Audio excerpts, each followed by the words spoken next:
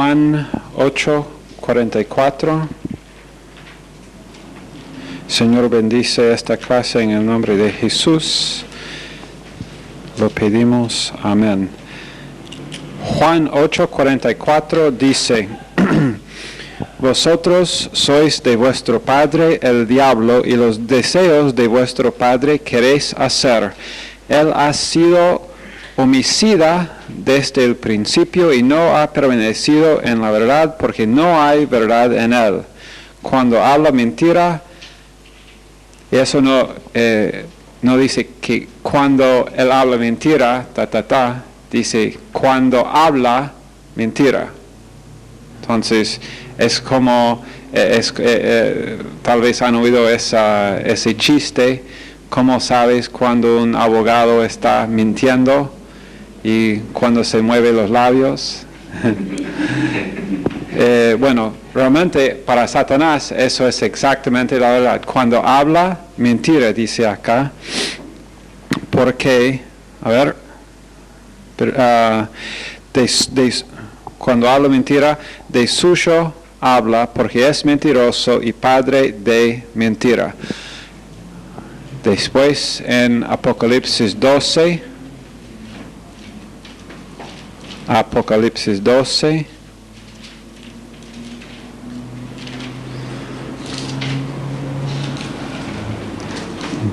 verso 9, fue lanzado fuera el gran dragón, la serpiente antigua, que se llama Diablo y Satanás, el cual engaña al mundo entero.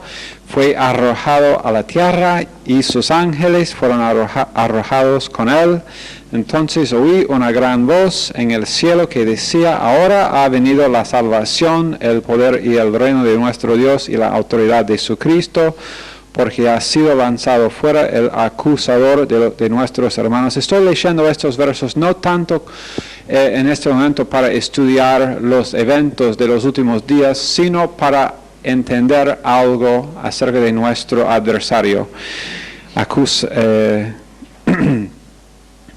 El acusador de nuestros hermanos, el que los acusaba delante de nuestro Dios día y noche, y ellos le han vencido por medio de la sangre del Cordero y de la palabra del testimonio de ellos, y menospreciaron sus vidas hasta la muerte.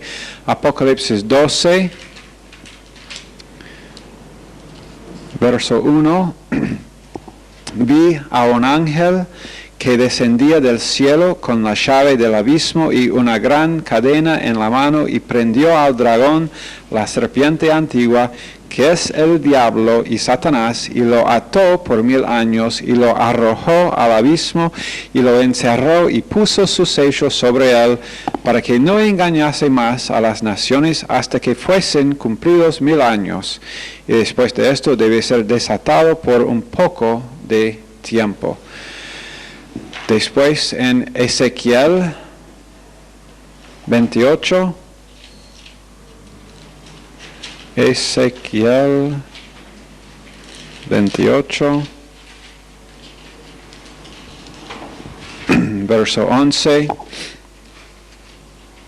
Vino a mí palabra de Jehová diciendo: hijo de hombre, levanta endechas sobre el rey de Tiro y dile: así ha dicho Jehová el Señor, tú eras el sello de la perfección, lleno de sabiduría y acabado de hermosura. Ahora, por los que discuten que esta porción está hablando de Satanás, y hay gente que lo hacen, que dudan que habla de Satanás y que solamente piensan que se refiere solamente a un rey actual o en ese tiempo de Tiro. En este verso dice: tú eras el sello de la perfección. ¿Algún hombre en algún momento era el sello de la perfección? Eso va completamente en contra de lo que Dios dice acerca del ser humano, ¿no? Enfermo de la planta de su pie hasta su cabeza. No hay uno que hace lo bueno, ni aun uno. Pero dice después: lleno de sabiduría y acabado de hermosura. En Edén, en el huerto de Dios, estuviste. De toda piedra, y el rey de Tiro tampoco estaba ahí en Edén. Y yo no entiendo cómo gente puede dudar la palabra de Dios cuando es tan obvia.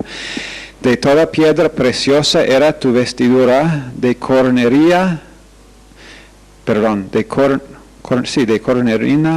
topacio, jaspe, crisólito, berilo y ónice, de zafiro, carbunclo, esmeralda y oro. Los primores de tus tamboriles y flautas estuvieron preparados para ti en el día de tu creación. Tú, querubín grande, protector, yo te puse en el santo monte de Dios. Allí estuviste, en medio de las piedras de fuego te paseabas. Perfecto eras en todos tus caminos desde el día que fuiste creado hasta que se halló en ti maldad. A causa de la multitud de tus contrataciones, fuiste lleno de iniquidad y pecaste, por lo que yo te eché del monte de Dios y te arrojé de entre las piedras del fuego, oh querubín protector. Se enalteció tu corazón a causa de tu hermosura, corrompiste tu sabiduría a causa de tu esplendor. Yo te arrojaré por tierra, delante de los reyes te pondré para que miren en ti. Con la multitud de tus maldades y con la iniquidad de tus contrataciones profanaste tu santuario. Yo pues saqué fuego de en medio de ti, el cual te consumió, y te puse en ceniza sobre la tierra a los ojos de todos los que te miran. Todos los que te conocieron de entre los pueblos se maravillarán sobre ti. Espanto serás y para siempre dejarás de ser. Después en Isaías 14, Isaías 14, 12 a 17. ¿Cómo caíste del cielo, oh lucero, hijo de la mañana? Cortado fuiste por tierra, tú que debilitabas a las naciones, tú que decías en tu corazón, subiré al cielo, en lo alto junto a las estrellas de Dios, levantaré mi trono y en el monte del testimonio me sentaré a los lados del norte, sobre las alturas de las nubes subiré y seré semejante al Altísimo. Mas tú derribado eres hasta el Seol, a los lados del abismo. Se inclinarán hacia ti los que te vean, te contemplarán diciendo, es este aquel varón que hacía temblar la tierra, que trastornaba los reinos, que puso el mundo como un desierto, que asoló sus ciudades, que a sus presos nunca abrió la cárcel. Ok. Satanás, como hemos dicho antes, es un ser creado, era un ángel. Juan 1:3 dice que Jesucristo creó todo lo que hay. Entonces, eso incluye también a Satanás. Todo lo que hay, todo lo que existe, y Satanás sí existe y no es Dios. Entonces, Satanás también fue creado por Dios, por Jesucristo. También dice en Colosenses 1, vamos a leer este verso también, Colosenses 1, 16 y 17. Porque en él fueron creadas todas las cosas, las que hay en los cielos y las que hay en la tierra, visibles e invisibles, sean tronos, sean dominios, sean principados, sean potestades. Todo está hablando de ángeles acá. Está hablando claramente de ángeles acá, como en otros lugares. Tronos, dominios, principados, potestades, todo fue creado por medio de él y para él. Jesucristo nunca fue creado, Jesucristo creó. Y él es antes de todas las cosas y todas las cosas en Él subsisten. Satanás, y es una de las cosas que Satanás odia, que Él debe su existencia a Jesucristo, que Él odia, pero sabe que tiene su existencia, que aún en este momento su seguir en poder depende de Jesucristo. ¿Ok? Sabemos en Génesis 2:8 que dice, Jehová Dios plantó un huerto en Edén al oriente y puso ahí al hombre que había formado. Sabemos acerca de la creación de Satanás solamente que él existió antes de que Dios plantó al huerto de Edén. Exactamente por cuánto tiempo Satanás existía, no sabemos. Es un misterio a nosotros cuánto tiempo Satanás existía, cuánto tiempo antes de que Dios plantó el huerto de Edén había creado a los ángeles, no sabemos. Solamente que obviamente cuando Eva encontró ahí la serpiente, entonces él ya existía antes de ese tiempo. Ok, y en Ezequiel 28, la porción que leímos, vemos algunas características de Satanás. En Ezequiel, en versos 12 y 15, vemos que él tiene perfección, pero perfección sin paralelo. Que él fue la creación más perfecta de Dios. La creación tiene sabiduría, tiene hermosura, tiene moralidad, pero él tiene perfección sin paralelo. También, número 2, vemos otra característica de Satanás, que él tenía una habitación también sin paralelo. Habitación sin paralelo, su lugar era el Edén, y la verdad es que es posible que hubo que también hablaba de un Edén celestial antes de la creación del mundo, que hubo un Edén celestial donde Satanás guardaba la santidad de Dios. Pero no importa si está hablando allá cuando dice que él estaba ahí en Edén, en Ezequiel 28:13, no importa si está hablando del Edén celestial o del Edén mundial, sigue siendo una habitación que nadie más tuvo.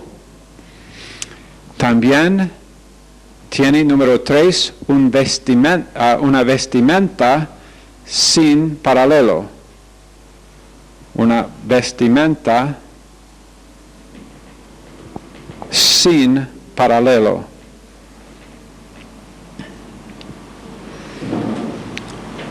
En verso 13,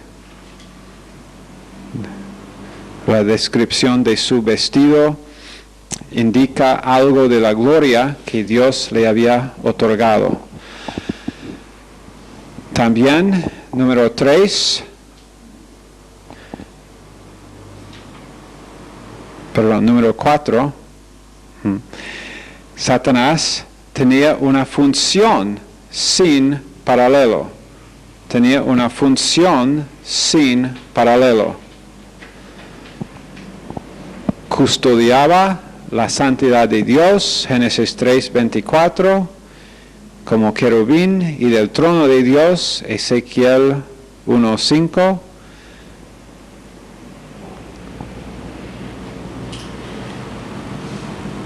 Y custodiaba también de la presencia de Dios, acá en Ezequiel 28. Función sin paralelo. Entonces, su posición, su perfección, su habitación, su vestimenta, su función eran sin paralelo. No hay, la Biblia no nos dice que ningún otro ser tuvo esas características, que tuvo esos privilegios. Y la verdad es que aún más asombroso es el hecho de su maldad, considerando los privilegios que Dios le había dado. El ser con más privilegios aparentemente que Dios creó.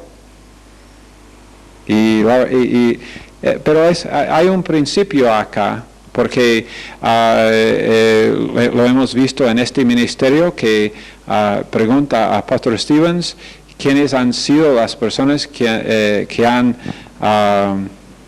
hecho más daño al ministerio, que han realmente que le han lastimado a él en su corazón más que cualquier otro, y quiénes son gente más gente que él había realmente hecho lo más que él pudo hacer para ellos, y gente más íntima o amigos más íntimos que habían acercado y eran los que tenían más tiempo de inversión en sus vidas, pero después. Ok. Tenemos acá también en Ezequiel 28 el origen del pecado. Es el único lugar en la Biblia donde realmente nos declara exactamente el origen del pecado. Porque dice en Ezequiel 28:15 que se halló en él. Entonces, Ezequiel 28:15, se halló en ti maldad, dice. Y hasta ese punto no había pecado en el universo, pero ahí vemos, no está detallado ahí en Ezequiel que eran o las características del pecado. Eso vemos más bien en Isaías, pero en Ezequiel vemos la descripción del principio en el universo del pecado, el origen. Ok, la naturaleza del pecado de Satanás, como ya he dicho, vemos más en Isaías, pero antes de ir allá vamos a 1 Timoteo. 1 Timoteo, la primera epístola del apóstol Pablo a Timoteo 3:6.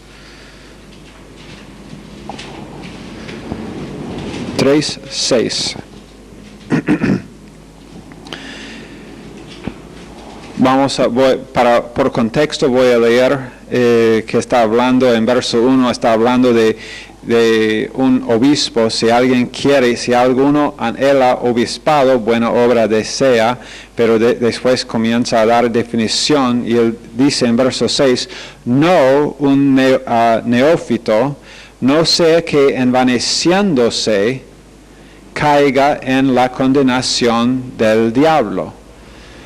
Envaneciéndose caiga en la condenación del diablo.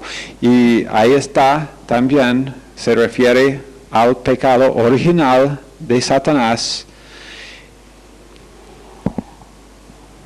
Arrogancia, engreimiento y estar hinchado. Arrogancia, engreimiento, el estar hinchado. Eso fue lo que Isaías, y vamos a leer ahora, vamos a volver.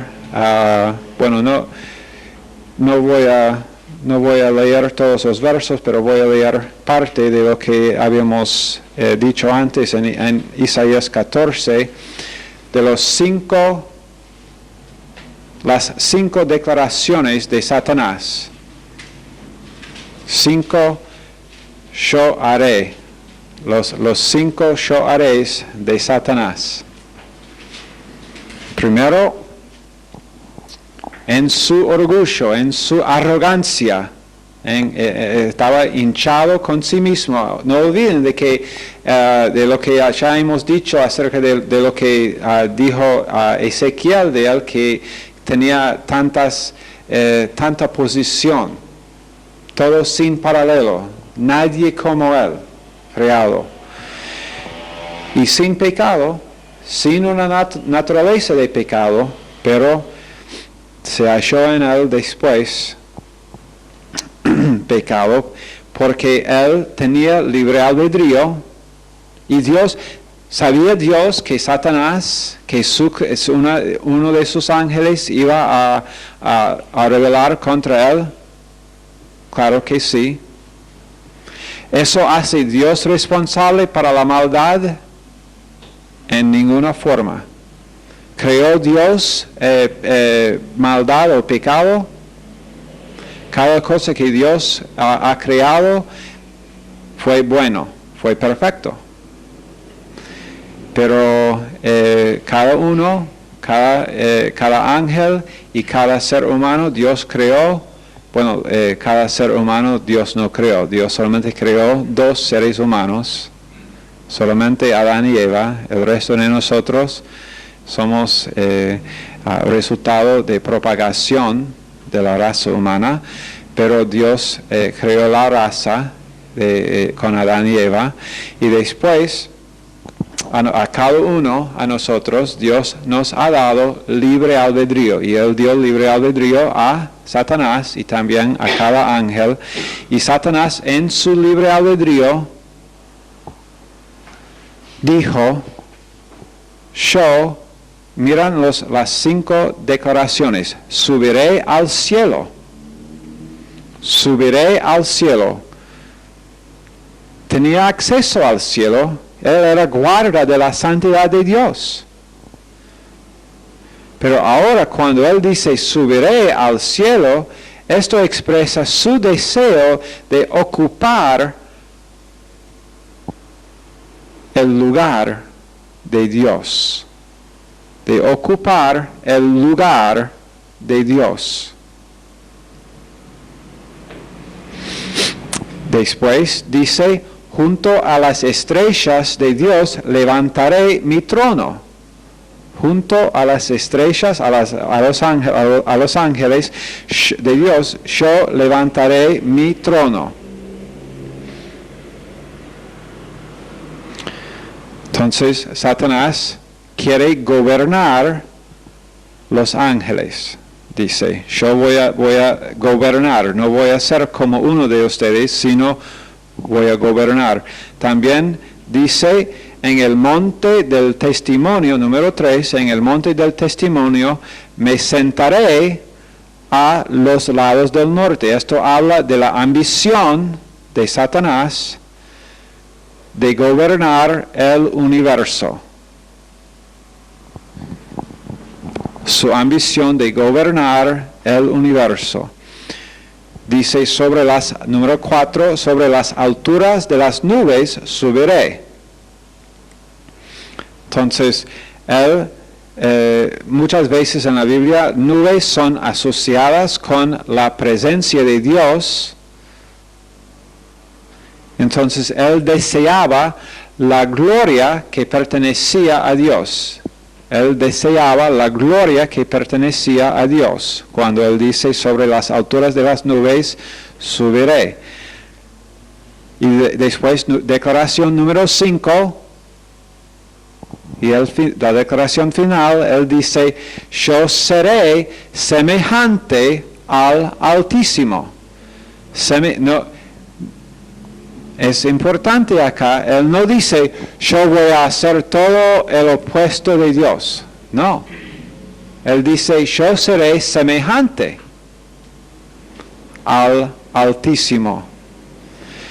Aquí vemos, y la verdad es que acá en esta declaración, vemos la meta de Satanás, falsificación. falsificación. Eso es exactamente lo que él quiere hacer, claro como cristal. Ustedes usan esa expresión, clara como agua. Algunos dijeron como cristal, ¿está bien? Como agua clara. Bueno, tan clara como agua.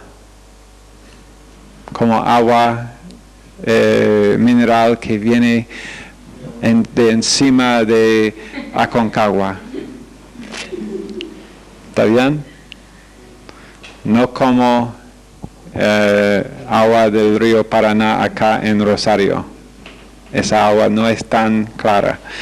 Ok, pero vemos acá su plan de falsificación. Es muy claro acá su plan. Quiere ser como, no distinto de Dios, quiere ser como Dios. Él quería ser tan poderoso como Dios, él quería ejercer la autoridad y el control en este mundo que legítimamente le pertenece solamente a Dios. Y sus declaraciones entonces y su pecado fue un desafío directo a la soberanía de Dios, al poder y la autoridad de Dios.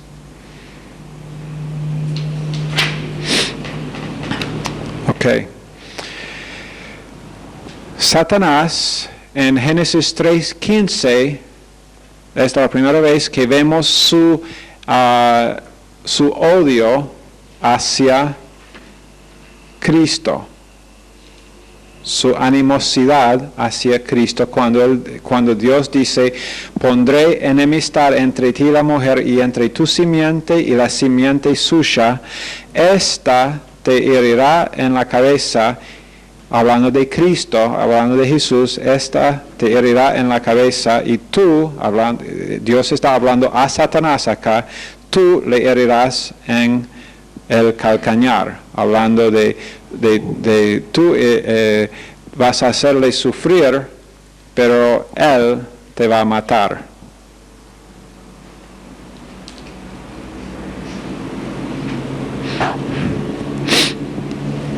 Cuando vino Jesús, cuando vino el tiempo para la encarnación de Jesús en el mundo, y vemos en el Antiguo Testamento, como ya hemos dicho, en el tiempo del diluvio, en Génesis 6, Satanás quiso, durante el tiempo antes del diluvio, quiso destruir la pureza de la sangre humana, y su intención fue introducir por demonios, teniendo sexo con mujeres, introducir sangre de ángeles y realmente contaminar entonces todas las familias de la tierra, para que el Cristo no pudo nacer siendo un puro ser humano. Pero Dios entonces tuvo su plan para prohibir que Satanás tuviera éxito. Y cuando Jesús finalmente sí vino a la tierra, fue encarnado siendo hijo de la Virgen María, entonces Satanás siguió teniendo su misión de destruirle y de impedir su misión de ir a la cruz, porque eso fue lo que Satanás sabía exactamente, dónde él iba a estar derrotado, pero como uno que, esto me acuerda de un equipo de fútbol americano, el equipo de que soy fanático yo, de Pittsburgh, que, y ese equipo, digo, con un poquito de orgullo esta noche, Dios perdóname. Pero son en primer lugar este año, hasta ahora por lo menos, en su división, cuando supuestamente iban a tener un año más o menos, están arriba de Baltimore. Yes. Y no han jugado contra Baltimore todavía, pero lo van a tener que jugar 2 veces. Pero entonces no debo ser muy orgulloso hasta esos partidos. Pero igualmente, en los años 70, ellos tuvieron un gran equipo. Ganaron 4 veces en 6 años el campeonato. Y realmente era una cosa que nunca había pasado antes y nunca después de estos años tampoco, que un equipo ganara el campeonato 4 veces en 6 años. Y la verdad es que los otros 2 años deberían haber ganado también, pero tenían hombres heridos durante los playoffs. Pero esa es otra cosa. Pero durante ese tiempo, ellos eran tan buenos en hacer lo que en el jugar del fútbol americano, eran tan buenos, y la verdad es que no tenían una ofensa con muchas variaciones, como tal vez algunas ofensas hicieron algunas cosas para engañar. Ellos no. Simplemente dijeron, bueno, eso es lo que vamos a hacer. Vamos a ir directo así, pero les decimos, eso es lo que vamos a hacer. Páranos. Y no podían pararlos, aunque sabían lo que ellos iban a hacer. Sabemos exactamente lo que Pittsburgh va a hacer, pero no podían pararlos. Y eso es exactamente lo que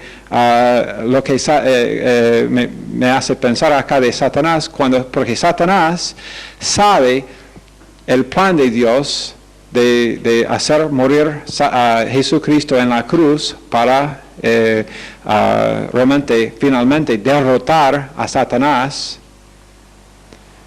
Y sabe, bueno, ahí está, yo sé lo que Dios va a hacer, pero intentando parar el plan de Dios, pero sin posibilidad finalmente de realmente impedir que pasara el plan de Dios. Pero Satanás intentó, cuando inspiró a Herodes a matar a los niños de Belén. ¿Por qué propósito? Bueno, matar a Jesús antes de que él pueda ir a la cruz. Después,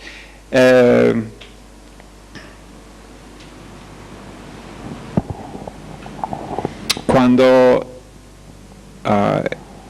él usó la boca de Pedro en Mateo 16 para decir a Jesús que lejos de ti, Señor, ¿qué? ¿Qué lejos de ti? Lejos de ti, Señor, ¿qué? Ir a la cruz. Interesante que, Jesús había hablado muchas cosas, pero Pedro, cuando escuchó, ¿ir a una cruz tú? No, lejos de ti hacer esto. Y después entró en Judas para traicionar al Señor Jesús en el huerto de Getsemaní. Intentó matarle antes de ir a la cruz. Y en Mateo 4, cuando hubo la tentación de Jesús en el desierto por Satanás, ¿qué dice Satanás a él? Bueno, puesto que tú eres el Hijo de Dios, haz esto, haz el otro, haz que las piedras se conviertan en pan para que puedas comer, porque no has comido por 40 días, debes de tener hambre, ¿no? Y claro, tuvo hambre, pero Satanás está tentándole a ¿qué? Ser independiente de su Padre. Ser independiente. Satanás aún ofrece algo que realmente él pudo ofrecer. Cuando él ofreció al Señor Jesús los reinos de la tierra, Jesús no le dijo, no, los reinos no le pertenecen a ti, porque sí le pertenecen por ahora, porque Él es el Dios de este mundo. Él es príncipe del aire. Entonces Jesús no le reprendió por decir esto, pero Satanás quiso que él Satanás iba a darle gloria, yo le voy a dar gloria, pero sin una cosa. ¿Qué cosa? La cruz. El plan de Satanás era cualquier cosa, te doy gloria sin la cruz. Y la verdad es que Satanás todavía sigue tentando, no puede ahora tentar a Jesús más, pero puede tentar a nosotros. ¿Y qué es que nos ofrece? Promoción, cualquier cosa, felicidad, no importa qué, prosperidad sin una cruz. Sin una cruz. ¿Qué es la cruz? ¿Qué significa la cruz? Cuando Jesús dijo a los discípulos, si quieres ser discípulo mío, toma tu cruz y sígueme. ¿Qué significa tomar una cruz? Negarse a sí mismo. Eso es lo que él dijo, niégate a ti mismo y sígueme, tomando tu cruz. Renunciar los derechos míos. La verdad es que es muy simple, todas estas respuestas son correctas. Es muy simple. Es la confesión de Jesús en el huerto de Getsemaní. No mi voluntad, sino la tuya. Si quieres saber lo que significa tomar tu cruz, eso es lo que significa. No mi voluntad, sino la tuya. Esa es la cruz. Tu esposo o tu esposa no es tu cruz. Tu trabajo no es tu cruz. Tu instituto bíblico no es tu cruz. ¿Entienden? Tu familia no es tu cruz. Tu hijo mayor no es tu cruz. Estoy bromeando con algunos acá. Pero es verdad, ninguna de esas circunstancias en tu vida es tu cruz. Tu cruz es, si vas a decidir confesar con Jesús, a Dios, no a mí, no a nadie más acá, a Dios, en privacidad, en tu andar con Él privado. Dios, no mi voluntad, sino la tuya. Satanás va enfatizando a nosotros la misma cosa que él ofreció a Jesús. Gloria, promoción, prosperidad, una vida tranquila, cualquier cosa. Aún en la iglesia, si quieres ser miembro de la iglesia, bueno, puede ser. Vete a la iglesia 3 veces por semana si quieres. Pero no una cruz. No una actitud que dice, no mi voluntad, sino la tuya. Ve a tu iglesia, pero siempre conserva una actitud así. Bueno, voy a mi iglesia, pero porque quiero. Si yo voy a la iglesia porque yo quiero, ¿qué voluntad es esta? ¿Es la voluntad de Dios o mi voluntad? Es la voluntad de Dios que yo voy a la iglesia, es porque dice la palabra de Dios. Pero si yo voy porque o cuando quiero, bueno, esta noche sí quiero mi voluntad. El domingo que viene tal vez no quiero mi voluntad.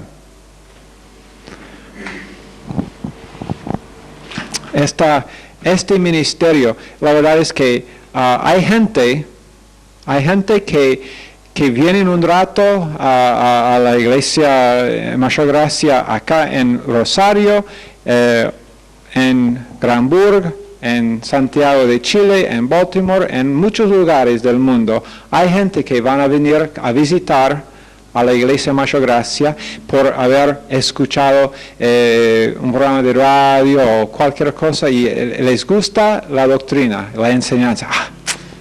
Bien. Quedan un rato y algunos después salen.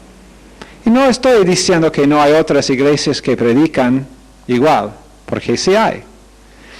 Pero les digo que acá una persona que no quiere, en este ministerio, que una persona que no quiere tomar una cruz, que resiste tomar una cruz, va a tener un tiempo difícil acá, porque la cruz siempre va a estar en la prédica. La prédica siempre va a decir, siempre va a desafiarte a decir no a mi voluntad, sino la tuya. Eso es lo que Satanás ofreció a Jesús, eso es lo que Satanás ofrece a nosotros. Vida tranquila, sí que puedo, si tienes que ser parte de esa iglesia, aún participar en alguna de las cosas. Pero siempre que sea según tu voluntad.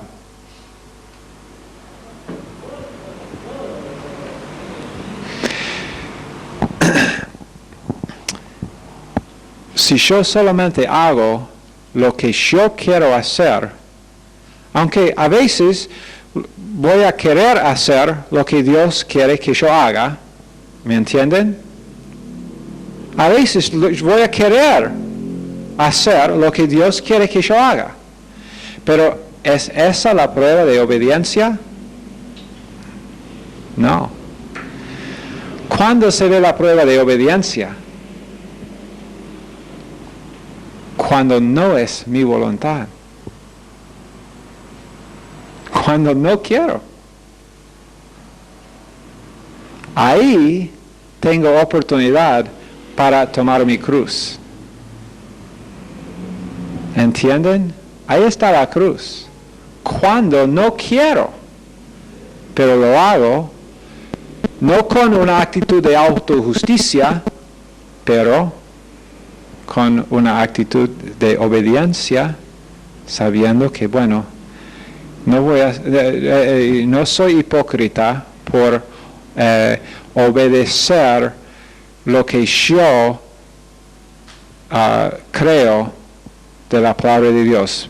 Las convicciones que tengo, voy a actuarme de acuerdo con lo que yo creo de la palabra de Dios y no soy hipócrita, aunque no tengo ganas de obedecer en este momento.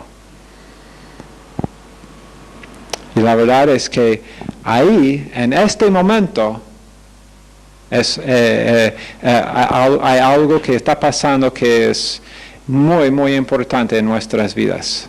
Dios nos da, hay momentos realmente donde hay momentos claves en nuestras vidas, donde se ve muy claramente, claro como el cristal, clara como las aguas que vienen de Aconcagua.